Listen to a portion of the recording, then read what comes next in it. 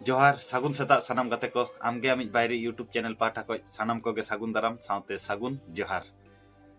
गाते को नितो आबो जहां जुग रेबन हेज अकना आबोरिन पठुआ गिदरे को लेखा पढ़ा तेमा अडी गान को सेणाएया अडी किछु को अर्जनेया अडी किछु प्रोफेशनल कोर्स न को चला कना जीवन रिया असल शिक्षा रेदो को फेलोक कना आयो बाबा को वा कथा बाको आंजमेया आयो बाबा बाको नेलेत कोआ आय बाबा साला जोगाजुग बाको दोहयेआ बिच्छिन्नोग कना को ओंकाना घटना अडी किछु हुयुग कना नितो दो आबो भोर कलिजुग रेबन हेज अकना ओंकाना गे तेहेन दो रियल एडुकेशन जहां बोन लिया नैतिक मूल्यबोध से आसल एडुकेशन दो चेक कना पुथिगत विद्या तेदो गाते को शुधु मिट्टं मानमिया व्यक्तित्व दो बांग गठन दाड़ेया टाका पुइसा अर्जन काते रेन हो टाका पुइसा तेदो किंतु मिट्टं कमप्लीट ह्यूमन बीइंग पर्सनालिटी दो कोनो दिन बांग डिफाइन होआ तो ओंकाना के मिट्टं खूब रोमांटिक मिट्टं कहानी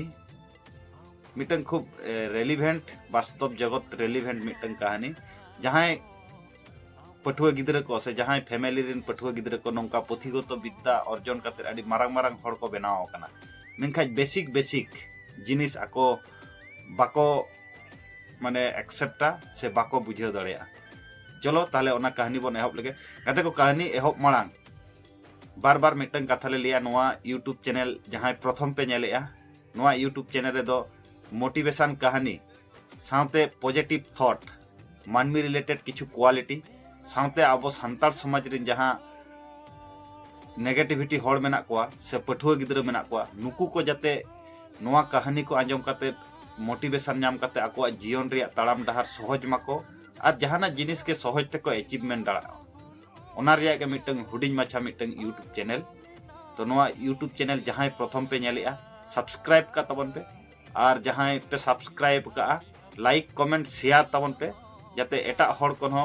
नोंकाना कहानी आंजम काते आकोआ जीवन रिया ताड़ाम डहार सहज से मांग चलामा गाते को कहानी रे बन हेज लेनगे कहानी तो खूब मिट्टन हुडिंग माछा कहानी किंतु जीवन रे अडी मारांग सिखनते एम दड़ा बना गाते को कहानी तो नौका हाथीरामपुर बोले मिट्टन अतु ताहे कना गाते को ओना अतु रे दो माने दाग रिया अडी संकट ताहे कना तो दाग रिया संकट ताहे कान खाज अदो अतु कोरिन जहां गोगो हड़ से आयो हड़ को उनको दो माने अतु मुचेद कुली मुचेद रे मिट्टन पुई खoj दाग अगु को चला ताहे अदो ओंकाना के मिट्टन परिप्रेक्षित रे मिद दिन हिलो दो पुनिया गोगो हड़ से पुनिया आयो हड़ दा अगु को चला करता है एबार दा अगु चला टाइम उनकुआ मध्य रे मिटन कथोपकथन हुयुक कना प्रथम जहां गोगो हड़ उनी ले इनि गिदरा से इंग्रेजी ते माने एतो बाड़ाया इंग्रेजी दक्ष हड़ कनाय मारांग मारांग उपन्यास दो उनी दो मोचा रेगे तहन तया उनी गोगो हड़ा कथा आंजम काते आर मिटन द्वितीय गोगो हड़े लई किया से आयो लई किया ले इनि गिदरा दो हुयुक कनाय ज्योतिष शास्त्र रे पंडित अडी मारांग मारांग हड़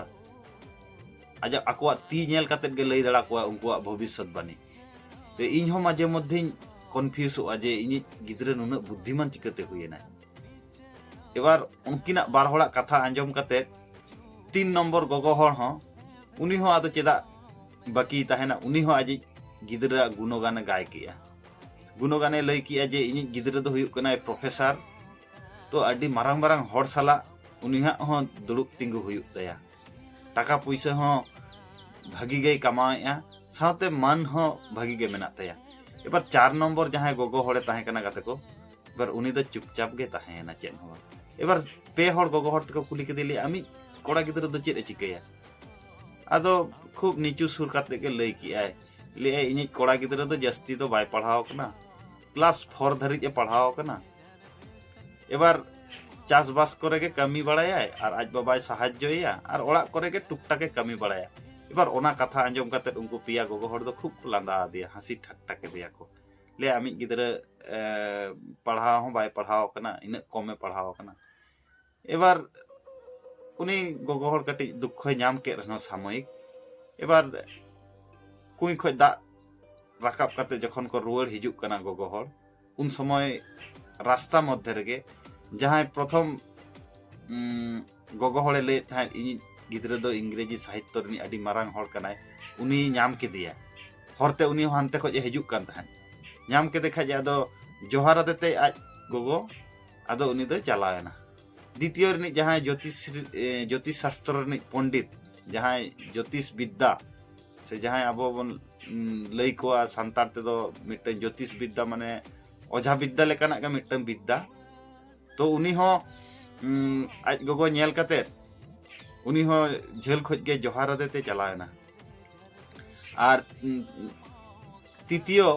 3 नंबर गोगो हर कोड़ा गिद्रा हो सामांग सेट को हिजुक कान तहन जहां प्रोफेसर उनी हो नुका जोहार आदेते आदे चलावेना एबार किछु खन परे उनको खूब गर्व को फील किया जे गिद्रा दो अडी संस्कार नाम आका संस्कार ते हरा दिना जोहार दिना चलावेना इना परे 4 नंबर गोगो जहां क्लास 4 5 धरि पढ़ाव लेना उनी गोगो कोड़ा गिद्रा हेजना हेज कते आज गोगो दा इदी नेल तेगे अबाक कनाय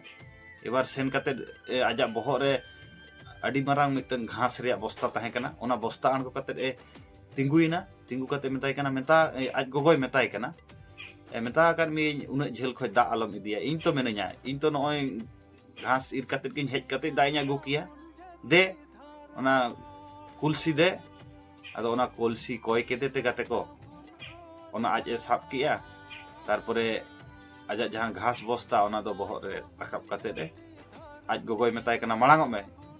एबार मांगांग मांगांग ते आज गोगोय ताड़ाम इदी किया पछलेते उनी गिद्रा आजी जहां उनी घास बहर रे दिपिल कते ठिली दा साब कते ताड़ाम का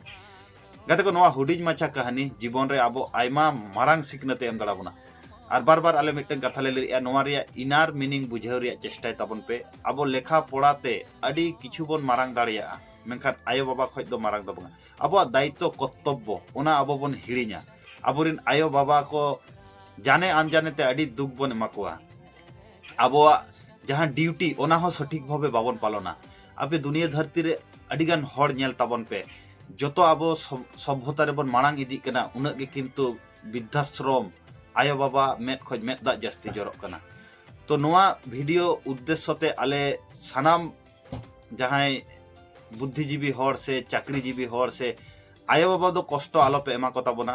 उनकुआ हाथ धरे कते गे आबो ओना जायगा रे बोन चलाव कना उनकुआ सैक्रिफाइस दो अडी मारांग सैक्रिफाइस कना आम जहां जायगा रे नितम तिंगु कना आले तो बाले लइया जे आमा प्रोफेशन रे आम आलम गर्बय में ओना साथे माने जांगा दो जेनो आमा ओत रेगे तहन मा जायक नोआ मोटिवेशन कहानी चेका पे बुझाव किया तो नोंकाना मोटिवेशन कहानी साथे दुनिया धरती रिलेटेड किछु क्वालिटी नोआ वीडियो माध्यम ते आपे सामांग रे हिजुआ जहां को प्रथम पे नेलेआ तो नोआ चैनल सब्सक्राइब का पे और जहां को पे सब्सक्राइब का लाइक कमेंट शेयर तबन पे नापामाबन नवा वीडियो रे नवा एनर्जी आते नवा टॉपिक आते और चला माना रे जहां मिटन कथा बार बार लई हुआ नोआ दुनिया धरती रे सानाम मान में खुशी रस्क ते को तहन मा साथे एटा हड़ा खुशी रे आबो बन खुशी मा और नोआ गुण तेगे आबो दुनिया रे सानाम मानमिया खुशी बन खoj दाड़ा चलो ताहले तेहेñ लेकाना मोटिवेशन कहानी दो नोडे के मुचेदोग कना दुनिया धरती रे सानाम मान में खुशी रस्क तहन मा एनखान सानाम को गे आर मिद धाव जोहार।